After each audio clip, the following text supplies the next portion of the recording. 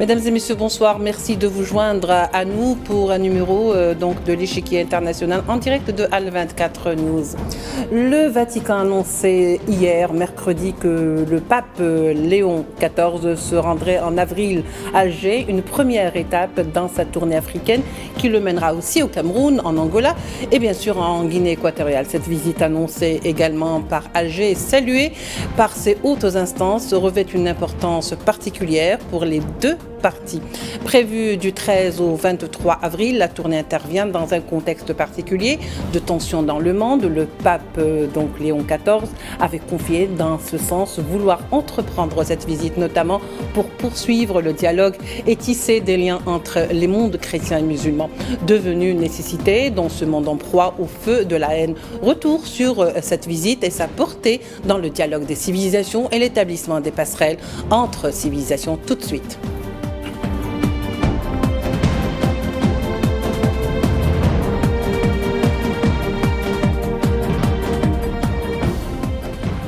Alors, pour en parler ce soir avec nous, avec beaucoup de plaisir, ici présent sur notre plateau, Cardinal Jean-Paul Vesco, archevêque d'Alger. Bonsoir, merci d'avoir accepté notre invitation. Bonsoir. Il a fallu cette invitation, hein? Voilà, parce que de toute façon, oui, voilà, parce que juste après que l'annonce ait été faite, que ce soit donc de l'État du Vatican, de l'annonce de la visite du pape Léon XIV, vous avez également publié, parce que vous étiez quand même assez content de voir que finalement c'est fait. L'Algérie a également publié un communiqué, les instances algériennes, le pouvoir algérien a également salué cette venue qu'il attendait, puisque c'était aussi l'invitation du président Abdelmadjid Tebboune. Et surtout, on va revenir un petit peu sur votre publication qui a été très réactive. Vous avez été très réactive, Cardinal. C'était un rêve. C'était un rêve il y a bien longtemps que j'espérais, que nous espérions la visite d'un pape. Ça aurait pu être le pape François. Et voilà que c'est le pape Léon dans ses tout premiers voyages. Et voilà, il a été invité dès son élection. Et dès son élection, il a répondu qu'il aimerait bien venir en Algérie, donc c'est beau, voilà, qu'ils aient choisi l'Algérie pour un de ces tout premiers voyages. On est tous heureux parce que finalement, cette visite du pape Léon XIV en Algérie, c'est une première du genre. C'est la première fois qu'un pape rende visite ici en Algérie, qu'il fasse une tournée peut-être africaine, c'est pas la première fois, mais qu'il se rende en Algérie, en terre algérienne. Ça, c'est une première. Oui, c'est une première, et quand il a annoncé son désir, alors les choses étaient déjà très engagées parce que un voyage comme ça nécessite une grande préparation avec les autorités, et donc tout ça a été fait ces derniers mois. Mais il a dit le prochain voyage sera consacré à l'Afrique, et pour ma part, j'aimerais me rendre en Algérie. Voilà. Et c'était évidemment, et quand nous en avons parlé, dès le jour de son élection, il y a vraiment un désir. C'est un pays qu'il connaît. Il est venu à 2 reprises quand il était supérieur de l'ordre de Saint-Augustin. Et puis évidemment, comme il l'a dit, il s'est présenté comme étant un fils d'Augustin. Et donc évidemment Augustin, mais cette terre compte pour lui. Il semble, le pape Léon XIV semble apprécier particulièrement, il a une affection particulière également pour l'Algérie. On va y revenir, donc Cardinal Vesco. Vous êtes archevêque d'Alger, nul besoin de le rappeler. Vous avez pris part au conclave qui a été donc fait pour élire le pape Léon XIV. Alors, quelle lecture faites-vous justement de cette visite? Comme je le disais tout à l'heure, la première du genre. Après, on va parler du personnage et de la personnalité du pape, archevêque. C'est une visite dont on attend beaucoup. Moi, j'attends. Le pape vient bien sûr parce que c'est la terre de Saint-Augustin, mais il ne vient pas faire un pèlerinage personnel. Il y est déjà venu. Il vient pour l'Algérie d'aujourd'hui. Il vient pour ce peuple. J'espère, mon souhait, c'est qu'il y ait vraiment une rencontre avec le peuple. Il ne vient pas simplement pour la petite poignée de chrétiens. Oui. Il n'a pas un agenda politique. Il vient, c'est un chef spirituel qui vient rencontrer, qui vient être à la rencontre de ce peuple, et c'est ce que j'espère que nous vivrons ensemble. D'ailleurs, justement, Cardinal Vesco, je vous propose de voir ensemble la déclaration qu'il a faite concernant son désir de visiter l'Algérie juste après être élu pape. On va l'écouter ensemble et on va ensuite débattre et terminer notre débat et continuer surtout notre débat. Personnellement, j'espère aller en Algérie pour visiter les lieux de la vie de Saint-Augustin, mais aussi pour poursuivre le discours sur le dialogue et la constitution de ponts entre le monde chrétien et le monde musulman. Fra il mondo cristiano e il mondo musulmano, diciamo. Già nel passato. Déjà par le passé, dans une autre fonction, j'ai eu l'opportunité de parler de ce sujet. La figure de Saint-Augustin aide beaucoup comme pont, car en Algérie, il est très respecté comme fils de la patrie. Voilà, j'allais dire, depuis toujours, il a porté cet amour pour l'Algérie, il ne s'en cache pas, il le dit, il a toujours dit, il a toujours clamé. Selon vous, cela sera-t-il ou portera-t-il cette symbolique singulière, c'est-à-dire que cette visite aura quelque chose de particulier. Ce ne sera pas comme toutes les visites du pape dans les autres pays. L'Algérie, peut-être aussi, il y a une partie du cœur. Alors, de toute façon, toute visite... La visite d'un pape dans un pays est un événement qui transcende les différences de religion, qui transcende voilà. C'est un homme qui arrive avec ce qu'il est. Il n'a pas, je l'ai dit, il n'a pas d'agenda, il n'a pas de contrat à signer. Il y a une forme de gratuité profonde dans une visite d'un pape. Et évidemment, voilà, l'Algérie, c'est un pays avec une petite poignée de chrétiens et tout un peuple musulman. Et c'est beau que c'est cette rencontre-là qui va se passer. Et nous devons chaque fois trouver, enfin pour chaque visite, il y a un thème. Et le thème que nous avons choisi, ce sont ses premiers mots à lui. Quand il a été élu pape et qu'il est sorti, qu'il est apparu au balcon, il a dit « La paix soit avec vous ». Et nous, c'est cette parole-là que nous prenons pour ce voyage, parce que la paix soit avec vous, eh bien, nous le disons à longueur de journée, et c'est « Assalamu alaikum ». Et c'est cette parole-là qu'il va porter, et ma foi, voilà, évidemment, elle est entendue, parce qu'elle est attendue, cette parole, et cette visite, elle a été immédiatement, et depuis longtemps voulue aussi, évidemment par les plus hautes autorités de ce pays. Et puis je crois qu'il est attendu comme personne, parce que simplement, les Algériens sont avides de rencontres. Et ce serait une belle rencontre. Et comme je le disais, c'est vraiment une rencontre historique, inédite du souverain pontife en Algérie, d'autant plus que c'est la première fois. Peut-être que les Algériens aussi sont dans l'attente pour voir le pape Léon XIV. Le président algérien Abdelmadjid Tebboune, lorsqu'il a donc été en visite en Italie, a également, si vous voulez, rendu visite à l'État du Vatican. Il a été reçu en grande pompe par le pape, qui donc lui a fait visiter un petit peu les lieux. Cette visite a fait couler beaucoup d'encre, surtout dans le sens positif. On ne parlera pas de détracteurs, parce que ce n'est pas le but, ça ne nous intéresse pas. Mais disons que finalement, le rapprochement est déjà là.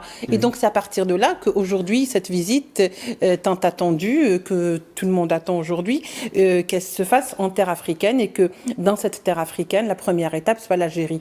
Ce voyage du président Tebboune à Rome a été bienvenu, parce que ça a permis à ces deux hommes de se connaître, et j'allais dire même de se reconnaître. On l'a vu dans les échanges de regards.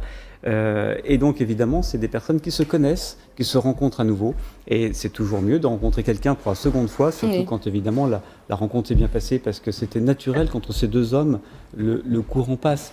Il est passé, il va passer, ça sera visible, et ça aussi, c'est un élément important de cette visite. Oui, vous avez parlé tout à l'heure du fait qu'aujourd'hui on prône, si vous voulez, la paix, on prend la parole de la paix, du Salem tel qu'il est. C'est ce qui nous manque aujourd'hui. Nous sommes dans des conjonctures politiques, économiques et même géostratégiques très tendues, très houleuses. Le monde est en train de traverser une période très difficile de son histoire. Finalement, l'Afrique également est soumise aux turpitudes des hommes des vats en guerre, entre guillemets, et l'Afrique en souffre le plus, parce que vous avez vu, donc, par exemple, au Soudan, en Libye, il y a des situations, il y a des pays où il y a des conflits, en République démocratique du Congo.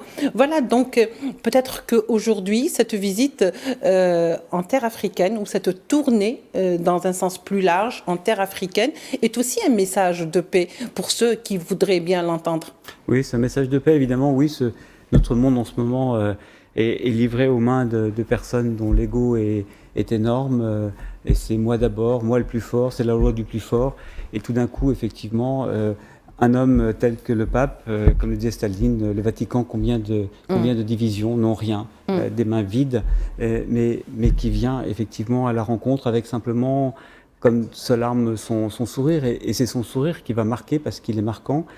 Et cette terre d'Afrique, c'est pas non plus anodin, parce que c'est une terre qui a été marquée par les colonisations. C'était une terre de souffrance. Et lui est un homme à la fois du Nord et du Sud. Il est un homme du Nord parce qu'il est né aux États-Unis, il est un homme du Sud parce qu'il a été évêque au Pérou et qu'il a la nationalité péruvienne. Et que là aussi, c'est des peuples qui ont été, colonisés, tenus. Et d'une certaine manière, j'espère que ce voyage sera l'occasion, là aussi, de paroles de vérité sur ce fardeau que porte ce continent africain. Il porte un fardeau. Voilà. Il serait temps que des paroles permettent d'alléger ce fardeau. D'aller vers un apaisement, et Dieu sait combien ce continent en a besoin. Et on verra par la suite pour les foyers de tension à combien justement le message de paix est très important. Alors le choix de l'Algérie, par exemple, en plus de son affect, donc de son amour pour l'Algérie et de toute cette histoire que finalement lui suggère l'Algérie pour son amour Saint-Augustin, donc sa première étape sera Annaba pour multitude de raisons, et surtout peut-être j'imagine Sougaras aussi, si vous voulez, parce que c'est là où Saint-Augustin est né finalement, donc c'est un périple et des escales très importantes pour le pape. Alors c'est pas prévu. Oui. Sougaras n'est pas prévu, c'est une première journée à Alger avec les autorités, avec la rencontre j'espère des Algérois et puis de la communauté chrétienne. Le lendemain effectivement c'est Annaba. Donc c'est ça son périple. Il faut dire aussi que parmi les raisons qui ont poussé à ce voyage, sans doute, il y a les 19 membres de l'Église qui, entre 96 et 98, ont été assassinés avec le reste et sont restés en solidarité avec le reste pas seulement les moines tibérines bien sûr, mais aussi par exemple des sœurs Augustines. Il a 2 sœurs de sa congrégation qui est à Bab el-Oued, et donc ça compte pour lui parce que c'était le signe d'une Église qui reste en amitié, voilà, quand il y a du danger et qui n'est pas parti, qui est resté là. Et je pense que nous fêtons ce sentiment d'appartenance à cette terre. Exactement, sans repentance. Voilà. Sans repentance. Ils sont aussi algériens, surtout. Et ça, c'est un message. Voilà, c'est un message qui a été donné à l'Église dans son ensemble, et je pense qu'il y est très très sensible. Très incarné aussi. Alors, Alger ou l'Algérie, qui est donc un pays entre 2 flancs, le flanc sud de la Méditerranée et puis le flanc nord de la Méditerranée, l'Europe. Alger, c'est aussi un carrefour entre l'Afrique et l'Europe. Finalement, le choix du pape Léon XIV n'est pas anodin, puisque est-ce que vous ne pensez pas que par ce choix de l'Algérie, c'est aussi tenter d'essayer de créer des passerelles entre ce nord et ce sud, entre, si vous voulez, les religions, entre la chrétienté et l'islam, entamer un dialogue de civilisation, aller tisser des passerelles. Finalement, c'est de ça qu'on a le plus besoin aujourd'hui. L'Algérie pourrait être, ou si vous voulez, incarner ce symbole, donc entre 2 rives. Oui, c'est aussi... Entre 2 mondes. Entre 2 mondes, et c'est le pourtour méditerranéen.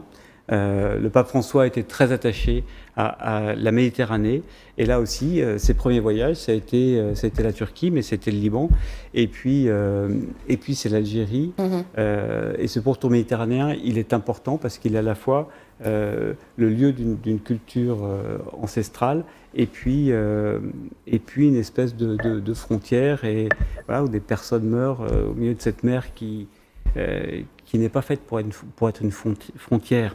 Et donc, il vient au milieu de de cette ligne de rencontre. Une intersection. Et ça, je pense que c'est évidemment très riche. C'est la richesse de notre pays. J'allais dire, tout à l'heure, quand je parlais de visite historique, je parlais aussi du souverain pontife, le pape Léon XIV. Mais nous, on voudrait, puisque vous l'avez côtoyé, vous l'avez connu de près, donc finalement, cardinal Vesco, quel est votre regard sur cette personne, sur la personnalité du pape? Comment est-il l'homme? Comment est l'homme, justement? Puisque vous l'avez côtoyé de près. Bien sûr, nous nous connaissons. Alors, c'est toujours une expérience extraordinaire de connaître quelqu'un comme cardinal, c'est-à-dire comme l'un d'entre nous, et tout d'un coup, il devient pape. Et quand même, quelque chose se passe, je le vois maintenant, ça sera bientôt 1 an, et il y a une forme de transformation paisible. Cet homme est un homme très simple. C'est un homme... qui est je dirais de taille moyenne, parce qu'il a à peu près ma taille, mais d'autres diraient qu'il est de petite taille. On ne dirait pas ça. Avec un sourire très humble. C'est un homme, on l'a dit, de paix, mais dans le concret de la vie. Et c'est pour ça aussi que je crois il a été élu. C'est quelqu'un de très sûr. Et c'est quelqu'un avec qui la relation est très simple. Et bien plus qu'un dialogue de civilisation, c'est ce dont nous avons besoin, c'est d'un dialogue d'humanité. Et c'est simplement un homme, un frère que l'Algérie va recevoir. Un frère chrétien, et c'est un peuple musulman qui va le recevoir. Et c'est là qu'il va se passer quelque chose. C'est que tout simplement, ces frontières-là vont être abolies, parce que la rencontre humaine sera plus forte. Et c'est ça qui sera beau, c'est ça que nous attendons. Aussi, peut-être que le choix de l'Algérie avec les autres pays qu'il va visiter, le Cameroun, l'Angola, la particularité de l'Algérie, c'est que c'est un pays musulman, mais qui incarne très bien le vivre ensemble entre cette ancienneté, cette chrétienté ancienne du passé, de Saint-Augustin, à un pays aujourd'hui musulman, où les vestiges même de la chrétienté sont toujours là, dans le respect de ces vestiges. Donc finalement, c'est ça la particularité, parce que le Cameroun, ce sont des chrétiens avec peut-être une minorité musulmane, même les autres pays. C'est un petit peu ça aussi la mosaïque de l'Afrique. C'est ce qui fait sa particularité. Mais la particularité de l'Algérie reste le fait que ce soit un pays musulman qui accueille le pape. Exactement. Et ça, ce n'est pas tous les jours qu'on voit ça. Non, c'est pas du tout tous les jours. C'est tout à fait la particularité de ce voyage. L'Algérie, n'en déplaise à certains, est un pays qui a une très grande histoire. Et justement, Saint-Augustin, d'une certaine manière, permet de redonner de la profondeur à cette histoire qui va bien au-delà de Saint-Augustin. Et un peuple qui a une histoire, eh bien, c'est un peuple qui a aussi une mémoire. Et c'est un peuple qui, justement, a une hospitalité, précisément. Et pour moi, je suis heureux que parmi tous les pays du monde, dans le concert des nations, l'Algérie soit un des tout premiers pays visités, le 3e pays visité. Et les premiers étaient prévus déjà par son prédécesseur, parce que précisément, ça replace l'Algérie dans ce concert des nations à la place qui est la sienne. J'allais dire aussi, peut-être qu'il y a cette symbolique qu'aujourd'hui l'Algérie, il y a une communauté chrétienne en Algérie qui vit dans la sécurité. Ce sont des Algériens, au fait. Ils sont là. Il n'y a jamais eu de haine, je dirais, sur ce sens religieux. Peut-être que le message aujourd'hui aussi du pape Léon et sa visite, c'est ce message qu'elle renvoie, que ce ne sont pas les religions qui se détestent. C'est l'usage que certains en font, c'est-à-dire comment instrumentaliser ces religions pour les remonter les unes contre les autres. Parce que de toute façon, par le passé, on a vu que les confessions, les 3 confessions du livre, si vous voulez, vivaient en bonne intelligence. C'est peut-être aussi ce message que peut-être que l'Algérie incarne au mieux cette représentativité, au fait. Bien sûr, la différence religieuse, quand elle est vécue justement sans prosélytisme, sans pression, bien loin d'affaiblir nos convictions aux uns et aux autres, les renforce et nous enrichissent. Et effectivement, si ce voyage pouvait contribuer à montrer qu'il est possible de vivre dans ce pays en citoyen véritablement et dans le respect de la culture de la société, de ses valeurs, et dans le respect des convictions personnelles de chacun. Je trouve que ça serait très beau. C'est ce que nous vivons au quotidien. Et ça serait beau que ça puisse être montré, apparaître tout simplement. Au quotidien, tous les jours, dans la vie de tous les jours. Tout à l'heure, je disais que le président algérien Abdelmadjid Tebboune, qui a salué justement cette annonce, a présidé aujourd'hui une commission sur les préparatifs pour la prise en charge et l'organisation de cette visite. Mais au-delà de l'aspect protocolaire, justement de la question, il y a cette importance qu'accorde le président aujourd'hui à cette visite, à cette escale du pape et à ce déplacement qui revêt une dimension symbolique très forte, que ce soit pour l'État du Vatican ou pour l'Algérie. C'est un pape, c'est un chef d'État, un petit État, et c'est un chef spirituel. Voilà. Et c'est vraiment ces deux dimensions. Et un chef spirituel planétaire, en fait, à l'échelle morale et mondiale. Et évidemment, c'est à la fois conjuguer la simplicité d'un frère qui sera reçu comme un frère, et puis cette dimension-là, parce qu'évidemment, le monde entier sera arrivé sur cette visite, à cause aussi de la particularité que vous avez énoncée. Voilà, et donc, évidemment, ça donne une coloration particulière, mais on a participé, nous avons travaillé avec les autorités, il y a eu 2 voyages, il y a eu déjà préparatoires, enfin voilà, il ne vient pas de nulle part ce voyage et cette annonce, évidemment, et nous avons vu à quel point justement il y avait une volonté véritablement des autorités que ce voyage se passe bien, et après non seulement il va bien se passer, mais il y aura des sourires sur tous les visages. C'est un voyage qui va faire du bien, y compris à ceux qui le préparent et ceux qui le vivront. Et j'espère le plus grand nombre. Cardinal Vesco, selon vous, puisque vous le connaissez si bien, donc j'allais presque dire, est-ce que vous pouvez me parler ou nous parler à sa place quelque part? On a presque envie de vous arracher certaines déclarations.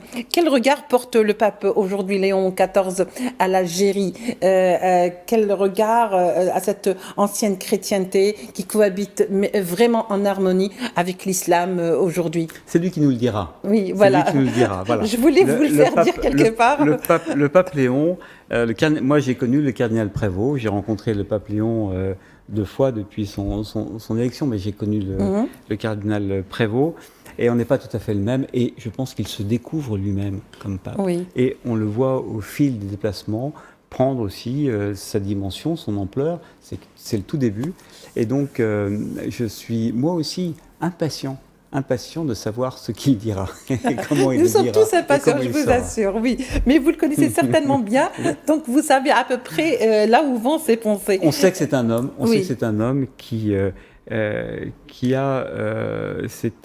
une main de fer dans un gant de velours. Voilà. Donc c'est quelqu'un qui est effectivement un doux, et ça c'est vrai, mais c'est un doux qui sait ce qu'il veut. Oui. Voilà. Et ça aussi on le sait. Parce que tous ceux qui ont travaillé avec lui l'ont dit. Donc, mais c'est quelqu'un dont c'est quelqu'un qui est sûr, au sens dont on dit une personne qu'elle est sûre, parce que ce qu'elle dit, elle le fait. Ce qu'elle fait, elle le dit. Il y a une forme de clarté. Il y a une forme de clarté. Et là, c'est sur cette base-là que nous l'avons connu et élu, et c'est ce que nous voyons déjà en tant que pape. Vous avez donc réagi, je disais, lorsque vous avez donc appris l'annonce de sa venue, de sa visite, vous avez dit que c'était un rêve en substance, là je reprends, qui devenait réalité en Algérie. C'est un rêve, c'est aussi votre rêve. Bien sûr que c'était mon rêve depuis longtemps. En plus du rêve peut-être du pape, hein. Le pape, on verra. Le pape, il a le monde pour lui. Nous, en tout cas, on le voulait. Et non, ce qui m'a touché, c'est qu'effectivement, le jour de son élection, je lui ai dit vous devez être le premier pape à venir en Algérie. Il m'a immédiatement répondu si je suis invité, je viendrai avec plaisir. Et il a immédiatement été invité. À aucun moment hésité. Non, il a immédiatement été invité. Et ça c'est très beau. Alors après, pourquoi m'a-t-il dit ça? Voilà, je suis sûr qu'en tout cas, je sais parce que je vais encore le rencontrer une fois. Voilà, je sais que ce voyage compte pour lui. C'est tout ce que je peux dire. Voilà. Je ne peux pas en dire beaucoup plus parce que je ne sais pas le reste. Alors, je vous donne quand même le dernier mot parce qu'on va conclure dans un petit instant. Il ne nous reste pas beaucoup de temps.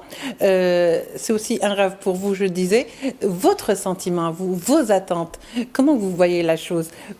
Vous êtes dans quel état d'esprit? Mon rêve, c'est qu'il y ait une vraie rencontre avec les Algériens. Voilà.